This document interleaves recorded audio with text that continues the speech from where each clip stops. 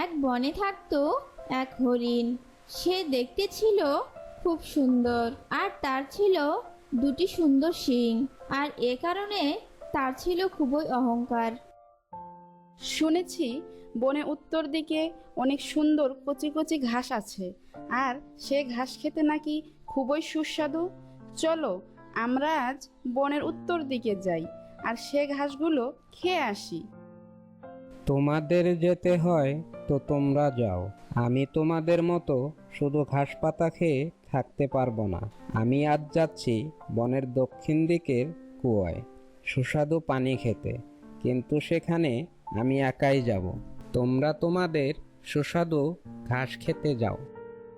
এমনিভাবে সে সবার সাথে অহংকার করে কথা বলতো, আর এ কারণে তার দলের অন্য হরিণরাও আস্তে আস্তে তাকে এড়িয়ে যেতে লাগলো, আর তার সাথে কথা বলা বন্ধ করে দিল। আমার গায়ের রং কত সুন্দর, আর আমি দেখতে অনেক মিষ্টি, কিন্তু এই বনের অন্যরা দেখতে কতই না কুৎসিত। সি সি সি সি। আর এ কারণে বনের অন্য কেউ আমাকে যোগ্য সম্মান দিতেও পারে না। এভাবে হাঁটতে হাঁটতে পথে এক ছাগলের সাথে দেখা হলো। এই ভর দুপুরে তুমি কোথায় যাচ্ছ হরিণ ভাইয়া? শুনেছি বনের দক্ষিণ দিকে একটি কুয়ো আছে, আর সেই কুয়োর পানি খেতে নাকি খুবই ভালো। তাই আমি যাচ্ছি সেই কুয়োর পানি খেতে। বনের অন্য পশু পাখির মুখে আমিও সেই কুয়োর কথা শুনেছি। আমিও অনেক দিন ধরে ভাবছি সেখানে যাব। চলো আমিও তোমার সাথে যাই। কে? তুমি কিভাবে ভাবলে তোমার মতো একটা কুৎসিত আর ছোট প্রাণীর সাথে আমি সেখানে যাব? তার থেকে বরং তুমি কিভাবে তোমার কুৎসিত চেহারা ঠিক করবে সেটা নিয়েই ভাবো। সেখানে যাওয়ার আগে তুমি সুন্দর হয়ে দেখাও, তারপর আমার সাথে যেতে এসো। তোমার যেতে হয় তুমি পরে যেও, কিন্তু আমার সাথে তুমি এসো না। এই বলে হরিণ আবার হাঁটতে শুরু করলো। এত রূপের বড়াই করো না। সৃষ্টিকর্তা যাকে যেভাবে সৃষ্টি করেছে সে সেইভাবেই সুন্দর, আর তোমার এই অহংকারের জন্য তুমি অনেক বড় বিপদে পড়বে। ছাগলের কথায় পাত্তা না দিয়ে হরিণ চলতে থাকে। আর কিছুক্ষণ পর এক বানরের সাথে দেখা হলো। হরিণ চাচ্চু, হরিণ চাচ্চু, অনেকদিন পর তোমার সাথে দেখা হলো। এখন তো তোমার দেখাই পাওয়া যায় না। এসো আমার সাথে একটু ঘোরাঘুরি করি। ঘোরাঘুরি করব? তাও আবার তোমার মতো ছোট বানরের সাথে? আগে ভেবে দেখো তুমি কোথায় আর আমি কোথায়। তোমার সাথে ঘোরার প্রশ্নই ওঠে না। এটা করলে বনের অন্য পশু পাখিরা তো আমাকে নিয়ে হাসাহাসি করবে। হরিণ চাচ্চু, ছোট বলে আমাকে অবহেলা করো না। ছোট হলেও আমি আনন্দে আছি। সে তুমি যাই বলো না কেন, তোমার সাথে ঘুরে আমি আমার মূল্যবান সময় নষ্ট করতে পারবো না। এই বলে হরিণ আবার হাঁটতে শুরু করলো। কিছু পথ যাওয়ার পর সে দেখলো এক সাপ জালে আটকে আছে। তখন হরিণের কাছে সাহায্য চেয়ে বলল, হরিণ ভাই, আমাকে তুমি এই বিপদের হাত থেকে রক্ষা করো। হরিণ সাপের কথায় কোনো উত্তর না দিয়ে আবারও হাঁটতে শুরু করলো। হরিণ ভাই, আমাকে সাহায্য করো। হয়তো কোনো দিন তোমার বিপদেও আমি তোমার কাছে আসতে পারি। তোমার মতো একটা সাপ আমার কি বিপদে সাহায্য করতে আসবে শুনি? আর কোনো বিপদ হলে আমি নিজেরটা নিজেই দেখে নেব। তোমার মতো কুৎসিত সাপের কোনো সাহায্যের আমার দরকার নেই। আর তোমাকে সাহায্য করতে গিয়ে আমি আমার সুন্দর শরীরটাকে নোংরা করতে পারবো না। এই বলে হরিণ আবারও হাঁটতে লাগলো। আর সাপ পেছন থেকে বলল, আজকের এই বিপদের দিনে যে করলো না আমাকে সাহায্য, সৃষ্টিকর্তা রেখো না এই পৃথিবীতে তুমি তার অস্তিত্ব। কিছু পথ চলার পর এক শিয়ালের সাথে তার দেখা হলো। কি হ্যাঁ হরিণ ভায়া, মুখ গোমরা করে চললে কোথায়? আমি যেখানেই যাই সেটা কি তোমাকে বলে যেতে হবে নাকি? না তো ভায়া, বলতে হবে না। আমরা যেহেতু একই বনে থাকি তাই তোমার একটু খোঁজ খবর নিচ্ছি আর কি। আমারও তো খোঁজ খবর নিতে হবে না তোমার। আর তাছাড়া তোমার মতো কুৎসিত পশুর সাথে কথা বলতে চাই না, তাই তুমি তোমার কাজ করো। তোমার হয়তো চেহারা সুন্দর হতে পারে, কিন্তু বুদ্ধির দিক থেকে তোমার চেয়ে আমি এগিয়ে। আর এই পৃথিবীতে সৃষ্টিকর্তা সবাইকে একই রূপ দিয়ে সৃষ্টি করেননি, তাই তোমার সৌন্দর্য নিয়ে এত অহংকার করা ঠিক না। মনে রেখো, অহংকার পতনের মূল। হরিণ শিয়ালের কথা শুনে অনেক রেগে গেল আর সামনের দিকে হাঁটতে লাগলো। এভাবে হাঁটতে হাঁটতে হরিণ ক্লান্ত হয়ে এক গাছের নিচে গিয়ে বসলো আর বলল, আসলে ওদের আমার মতো এত সুন্দর গায়ের রং, সুন্দর বড় বড় শিং নেই, আর এজন্য আমাকে ওরা মনে মনে হিংসা করে। আসলে যদি এই বনে সৌন্দর্যের দিক থেকে রাজা নির্ধারিত হতো তাহলে আমি হতাম এই বনের রাজা। হঠাৎ করে পাশে থাকা গাছটি বলে উঠল, হরিণ ভায়া, শুধু সৌন্দর্য থাকলে সবকিছু অর্জন করা যায় না। তাই এই কথা যত তাড়াতাড়ি তুমি অনুধাবন করতে পারবে সেটাই তোমার জন্য ভালো হবে। এই যে দেখো, কিছুদিন আগেও এখানে একটি তাল গাছ দাঁড়িয়েছিল। সে ছিল অনেক লম্বা আর তরতাজা। সে অহংকারী করে বলতো সে সবার থেকে লম্বা। দেখো, তার সৌন্দর্য আর তরতাজা দেহ দেখে মানুষ তাকে ঘর বানানোর জন্য পছন্দ করে। আর আজ সে সেখানে নেই, মানুষ তাকে কেটে নিয়ে গেছে। তাই নিজের সৌন্দর্য নিয়ে বড়াই করতে হয় না। হয়তো হতে পারে এই সৌন্দর্য তোমার বিপদের কারণ হবে। বুঝেছি, আসলে তোমরা কেউই আমার সৌন্দর্যকে মেনে নিতে পারো না। আজ হয়তো তুমি বুঝছো না, কিন্তু একদিন ঠিকই বুঝবে যে সৌন্দর্য আসলে সবকিছু নয়। একটি সুন্দর মন শারীরিক সৌন্দর্যের চেয়ে অনেক বড়। যেই যাই বলুক না কেন, হরিণ কারো কথায় কর্ণপাত করল না আর সে তার অহংকার নিয়েই হাঁটতে লাগলো। আর এমনিভাবে সে হাঁটতে হাঁটতে অবশেষে সেই কুয়োর সামনে গিয়ে পৌঁছালো। কুয়ার পানি ছিল খুবই পরিষ্কার আর স্বচ্ছ। কুয়ার পানি এতই স্বচ্ছ যে সেখানে নিজের প্রতিচ্ছবি স্পষ্ট দেখা যায়। আর হরিণ তার চেহারা কুয়োর পানিতে দেখে খুবই আনন্দিত হলো। আমার শিংগুলো কত সুন্দর আর আমার গায়ের রং কত মিষ্টি, কিন্তু আমার পাগুলো কত চিকন।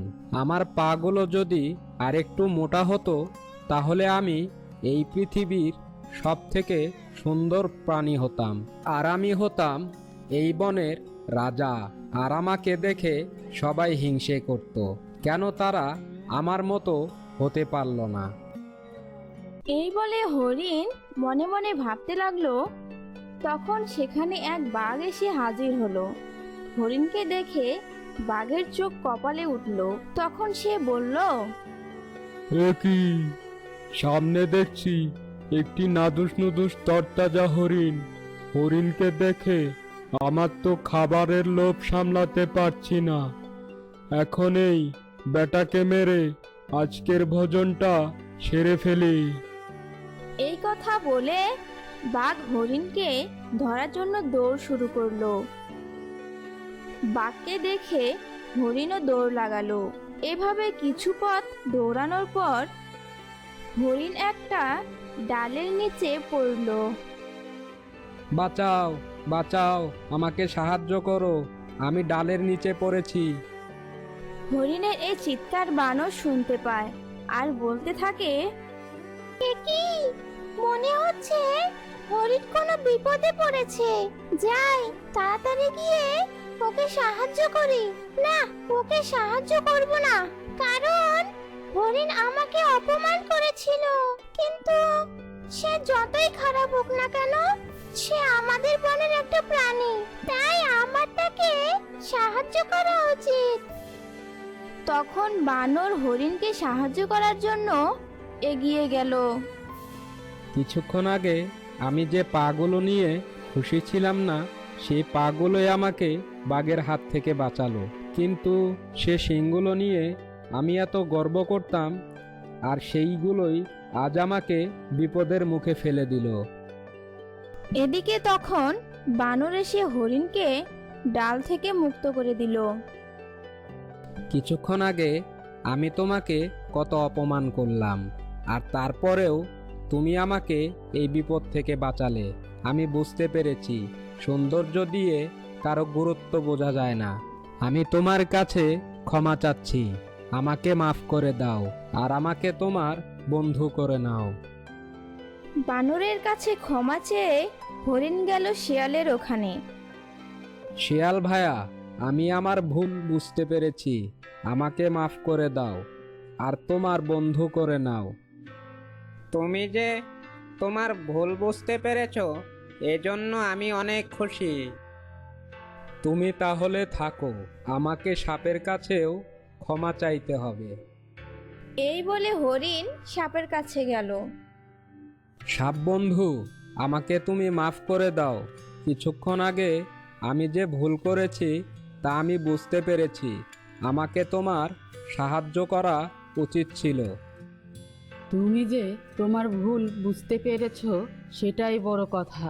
অন্যকে বিপদে সাহায্য করার মধ্যেই আসল সৌন্দর্য লুকিয়ে থাকে। ধন্যবাদ তোমাকে আমাকে ক্ষমা করার জন্য। এবার আমায় ছাগলের ওখানেও যেতে হবে। আমি ওর সাথে অনেক খারাপ আচরণ করেছি। এই বলে হরিণ ছাগলের কাছে গেল। ছাগল ভাই, তুমি আমাকে ক্ষমা করে দাও। আমি তোমার সাথে অনেক খারাপ ব্যবহার করেছি, আর আমি আমার সৌন্দর্যকে বেশি গুরুত্ব দিয়েছি। এখন আমি বুঝতে পেরেছি সৃষ্টিকর্তা যাকে যেভাবে সৃষ্টি করেছে সে সেভাবেই সুন্দর। তুমি তোমার ভুল বুঝতে পেরেছো, এটা দেখে খুব ভালো লাগছে। তুমি আমাদের বন্ধু ছিলে আর বন্ধুই থাকবে। আচ্ছা ছাগল ভাই, আমি আমার হরিণ বন্ধুদের সাথে অনেক অন্যায় করেছি। তাদেরকে সবসময় কুৎসিত বলে অপমান করেছি। আমি এখন তাদের কাছে ক্ষমা চাইতে যাচ্ছি। তোমার সাথে আবার আমার পরে দেখা হবে। এই বলে হরিণ তার বন্ধুদের ওখানে গেল। বন্ধুরা, আমি খুবই লজ্জিত। আমার তোমাদের সাথে এমন করা উচিত হয়নি। আমার খুব শিক্ষা হয়েছে। আমাকে তোমরা মাফ করে দাও আর তোমাদের দলে আমাকে থাকতে দাও।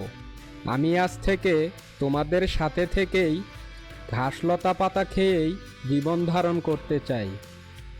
আর এভাবে হরিণ তার ভুল বুঝতে পেরে অন্য পশুদের সাথে মিলেমিশে থাকতে লাগলো। তো বন্ধুরা, কেমন লাগলো আজকের গল্প? যদি আমাদের গল্পটি আপনাদের কাছে ভালো লেগে থাকে তাহলে অবশ্যই সাবস্ক্রাইব করবেন এবং লাইক, কমেন্ট, শেয়ার করতে ভুলবেন না। আর পাশে থাকা বেল বাটনটি ক্লিক দিয়ে রাখবেন। ও মা, তুমি কি আমার কথা শুনবে না? সে কবে থেকে তোমাকে বলছি, মা চলো ঘুরতে যাই, চলো ঘুরতে যাই, কিন্তু তোমার তো সেদিকে কোনো খেয়ালই নেই। তুমি কি আমাকে ঘুরতে নিয়ে যাবে নাকি আমি একাই চলে যাব বলো তো? কি বললি তুই মিতা? একা একা ঘুরতে যাবি? খুব সাহস হয়ে গেছে তোর, তাই না? আর খুব বড় হয়ে গেছিস তুই নাকি? দেখছিস তো আমি সারাদিন জমির কাজে কত ব্যস্ত থাকি। তোকে নিয়ে ঘুরতে যাব কখন? হ্যাঁ, এখন অযথা কথা না বাড়িয়ে যা যা এখান থেকে। আমাকে জমির কাজ করতে দে, এখন পুরো জমি চাষ করা বাকি আছে আমার। বিমলার কথা শুনে মিতা সেখান থেকে চলে যায়। বিমলা তার মেয়ে মিতাকে নিয়ে পীরগঞ্জ গ্রামে থাকতো। বিমলার স্বামী মারা গেছে বেশ কয়েক মাস হলো। না, মাকে বলে কোনো লাভ হবে না। মা সব সময় আমাকে ব্যস্ততা দেখায়। আমি মাকে না জানিয়ে একা একাই ঘুরতে যাব। মা কিছুই বুঝতে পারবে না, কারণ মা তো সারাদিন জমির কাজেই ব্যস্ত থাকে।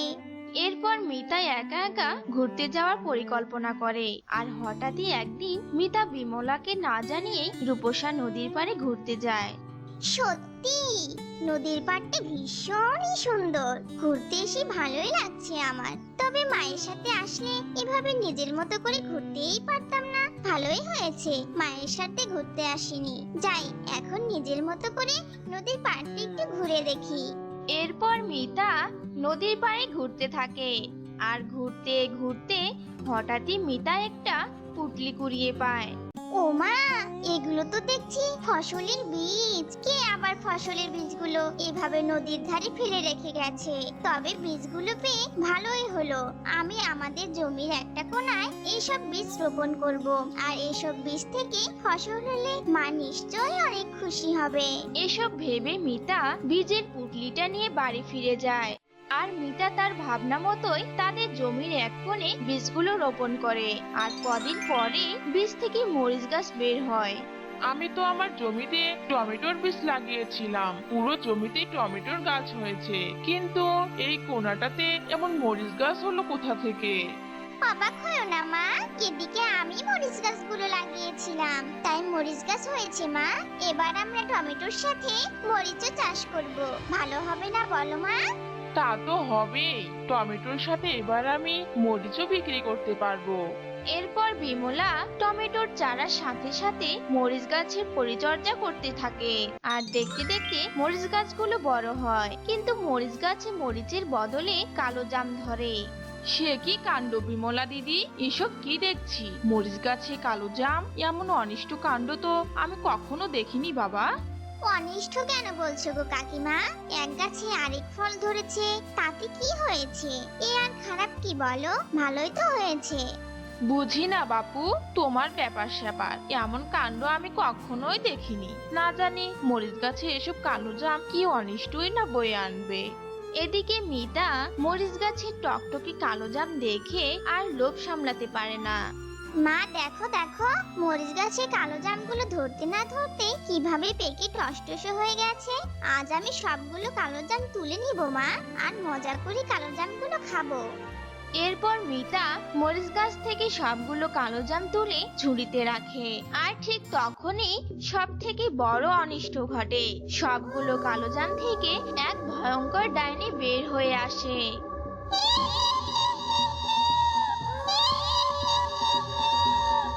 অবশেষে আমি জন্ম লাভ করলাম।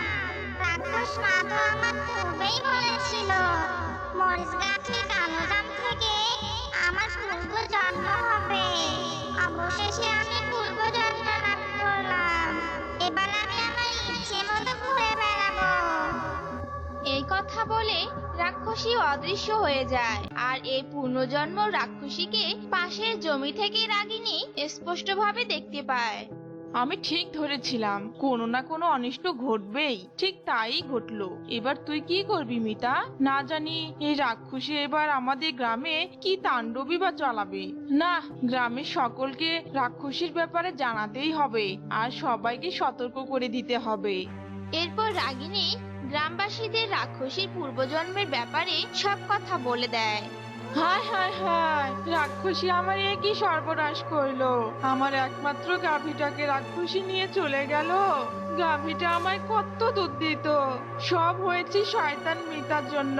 এবার মিতার একটা ব্যবস্থা করতেই হবে, নয়তো ওই রাক্ষসীর কবলে শুধু পশু নয়, একদিন আমাদেরও সবার প্রাণ যাবে। এই কথা বলে রাগিনী মোড়লের বাড়ি যায় আর মোড়লকে বিচার দেয়। মোড়ল খুবই বিরক্ত হয় আর একদিন রেগে মিতাদের বাড়িতে যায়। হ্যাঁ রে বিমলা, তোদের নামে বিচার শুনতে শুনতে আমি অতিষ্ঠ হয়ে গেছি। তোরা কেন রাক্ষসীর পূর্বজন্ম দিয়েছিস বলতো? আর রাক্ষসী আমার সুন্দর গ্রামের উপর তাণ্ডব চালিয়ে গ্রামটিকে একেবারে শ্মশান বানিয়ে দিয়েছে। তাই তোরা যখন ওই রাক্ষসীর পূর্বজন্ম দিয়েছিস, তবে তোরাই রাক্ষসীকে গ্রাম থেকে বের করবি অথবা রাক্ষসীকে হত্যা করবি, নয়তো আমি আর আমার গ্রামবাসী মিলে তোকে কিন্তু হত্যা করব। এসব হুমকি দিয়ে মোড়ল চলে যায় আর মোড়লের হুমকি শুনে মিতা এবং বিমলার গলা শুকিয়ে যায়। এবার কি হবে মা? ওই শয়তান রাক্ষসীর জন্য কি আমরা অকালে প্রাণ হারাবো নাকি? জানি না রে মা, কেন যে তুই মরিচ বীজগুলো লাগাতে গেলি আর কি হয়ে গেল আমি তো কিছুই বুঝতে পারছি না। এবার আমরা কিভাবে ওই রাক্ষসীকে থামাবো আর মানুষ হয়ে কি করে বা ওই রাক্ষসীর মোকাবেলা করব বলতো? এদিকে রাক্ষসী তাণ্ডব দিন দিন বাড়তেই থাকে। পশুদের পাশাপাশি রাক্ষসী ছোট ছোট বাচ্চাদের ধরেও খেয়ে ফেলতে শুরু করে। আর এদিকে গ্রামবাসীরা ক্ষেপে যায় আর মোড়লের হুকুমে মিতা আর বিমলাকে আগুনে পুড়িয়ে মারার ব্যবস্থা করে আর বড় অগ্নিকুণ্ড সাজিয়ে মিতা আর বিমলাকে সেখানে নিয়ে আসে। থামো তোমরা, থামো! এই অন্যায় তোমরা করো না। তোমরা এত নিষ্ঠুর! তোমরা কি করে এমন জীবিত দুটো মানুষকে আগুনে নিক্ষেপ করতে চাইছো? হ্যাঁ, কি করেছে এই অসহায় মানুষ দুটো? এরপর গ্রামবাসীরা রাক্ষসীর ব্যাপারে সব কথা পরীকে খুলে বলে। কি তোমরা ওই রাক্ষসীর জন্য সাধারণ দুটো মানুষকে হত্যা করতে চাইছো? তবে শান্ত হও তোমরা, আমি হত্যা করব ওই রাক্ষসীটাকে, তাও আবার এই অগ্নিকুণ্ডে পুড়িয়ে। বুঝতে পেরেছো? এ কথা বলে পরী তার জাদুর লাঠি ঘুরিয়ে রাক্ষসীকে আহ্বান করে আর মুহূর্তেই রাক্ষসী সেখানে উপস্থিত হয়। কার এত বড় সাহস যে নিজের প্রাণ দিতে আমাকে আহ্বান করেছে? তাকে আজ আমি চিবিয়ে চিবিয়ে খাবো। এ কি পরি? তাহলে তুই আমাকে আহ্বান করেছিস? আজ তবে তোর নিস্তার নেই। রাক্ষসীর কথা শুনে পরী ভীষণই রেগে যায় আর জাদুর লাঠির সাহায্যে রাক্ষসীকে অগ্নিকুণ্ডে নিক্ষেপ করে আর আগুনে পুড়িয়ে রাক্ষসী ভস্ম হয়ে যায় আর গ্রামবাসীরাও মিতা আর বিমলাকে ছেড়ে দেয়। তো বন্ধুরা, কেমন লাগলো আজকের গল্প? যদি গল্পটি ভালো লেগে থাকে তাহলে অবশ্যই সাবস্ক্রাইব করুন আর পাশে থাকা বেল বাটনটি ক্লিক দিয়ে রাখুন আর অবশ্যই লাইক, কমেন্ট, শেয়ার করতে ভুলবেন না।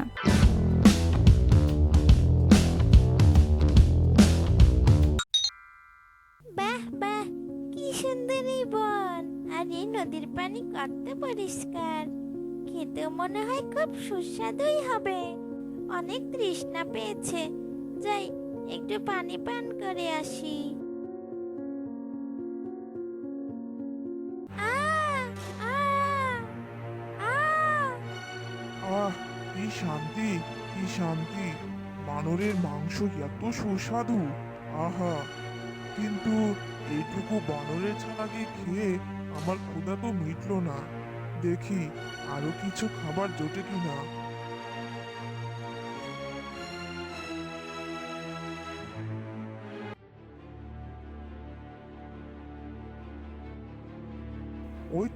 ওই তো আমার নতুন খাবার নিজের পায়েই আমার দিকেই হেঁটে আসছে।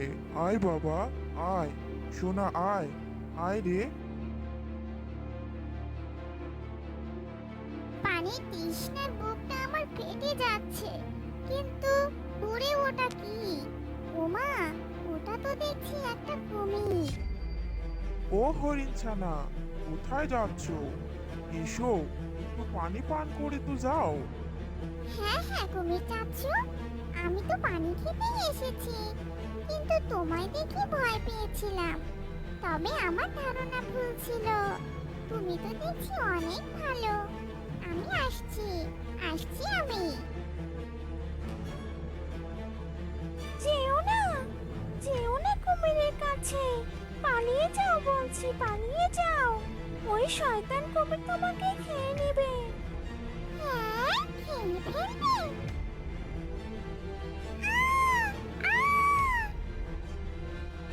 কোথায় আমার সোনামণি, আমার জীবনের একমাত্র সম্বল? কোথায় আমার ছানা?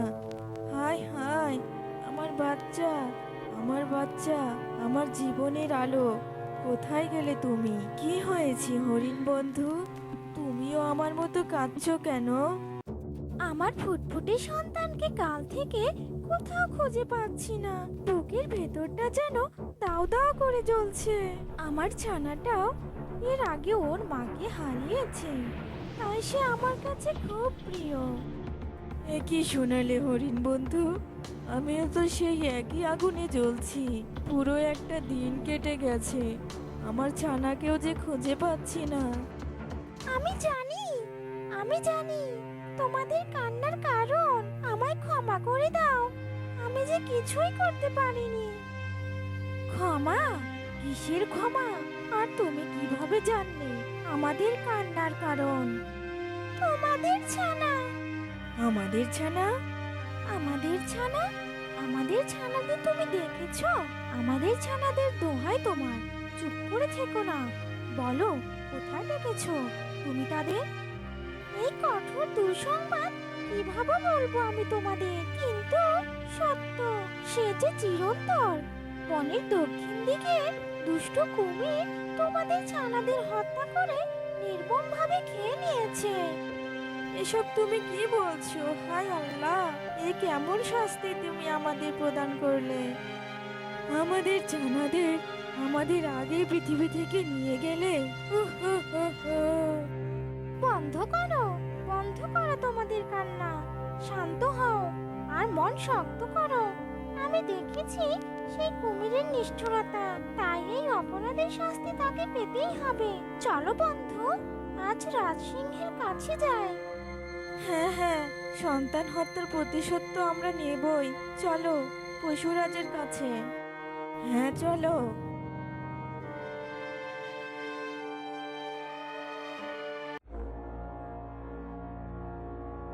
কি ব্যাপার, তোমরা তিনজন একসাথে আমার এখানে? তোমাদের কোনো সমস্যা হয়েছে নাকি? মহারাজ, ওই দক্ষিণের লোভী কুমির আমাদের সন্তানদের হত্যা করে খেয়ে নিয়েছে। আমরা এই নির্মমতার বিচার চাই। জি মহারাজ, আমি নিজের চোখেই এই ঘটনাটা দেখেছি। এর একটা অবশ্যই বিচার করা দরকার। আমি তোমাদের কথা অবশ্যই বুঝতে পেরেছি। তোমরা যাকে হত্যা বলছো, আমার মতে সেটা একটা শিকার, আর শিকার ধরা কোনো অপরাধ হতে পারে না। বনের বড় পশুরা ছোট প্রাণীরা শিকার করবে, এটাই তো এই বনের নিয়ম। মহারাজ, তাহলে কি আমরা সন্তান হত্যার বিচার পাবো না? আমি তোমাদের মনের অবস্থা বুঝতে পারছি, কিন্তু আমি নিরুপায়। যদি তোমরা কিছু করতে চাও তবে তোমরা করতে পারো। কিন্তু মহারাজ, আমরাও অতি ক্ষুদ্র প্রাণী, আমরা কিভাবে ওই কুমিরকে শাস্তি দিব? অবশ্যই পাবে, কেন পারবে না? দুটি উপদেশ সবসময় মনে রাখবে। উপযুক্ত পরিকল্পনা অসাধ্য কাজকে সাধ্য করে দেয়। লোভী আর অহংকারী, তাই সে লোভ আর অহংকারের কারণে ধ্বংস হয়।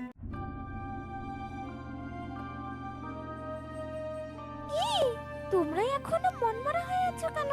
ভুলে গেলে মহারাজ সিংহের কথা? উপযুক্ত পরিকল্পনা। আমি একটা অসাধারণ পরিকল্পনা করেছি ওই লোভী কুমিরকে শাস্তি দেওয়ার জন্য। চুপি চুপি বলছি, শোনো মনোযোগ দিয়ে।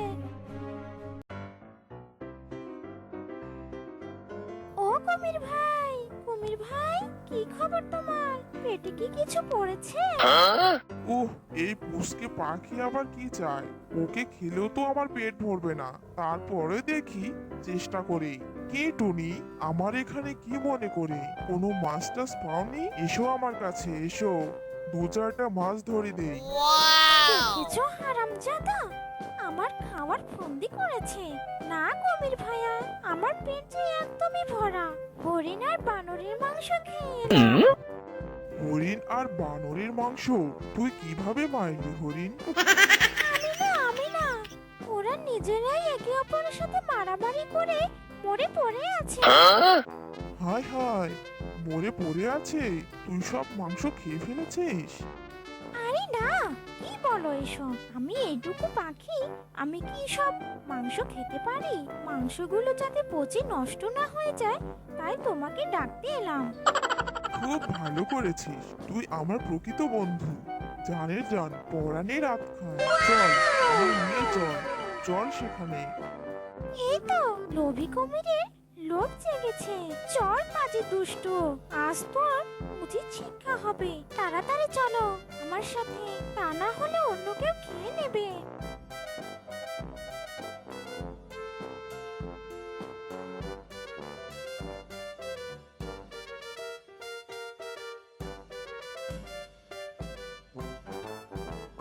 আর কত দূর যেতে হবে? এই তো চলে এসেছি। ওই গাছের ওপাশে ঝোপের আড়ালে আছে মাংসগুলো। আহ মরে গেলাম। শয়তান কুমির, তোর খেলা খতম। সত্যি টুনি পাখি, তোমার বুদ্ধির জন্য আজ দুষ্ট কুমির তার পাপের উচিত সাজা পেল। হ্যাঁ, সঠিক পরিকল্পনা করে কাজ করলে নিজের থেকে শক্তিশালী শত্রুকেও পরাজয় করা যায়। তো বন্ধুরা, কেমন লাগলো আজকের গল্প? যদি গল্পটি ভালো লেগে থাকে তাহলে অবশ্যই সাবস্ক্রাইব করুন আর পাশে থাকা বেল বাটনটি ক্লিক করুন। অবশ্যই লাইক কমেন্ট শেয়ার করতে ভুলবেন না।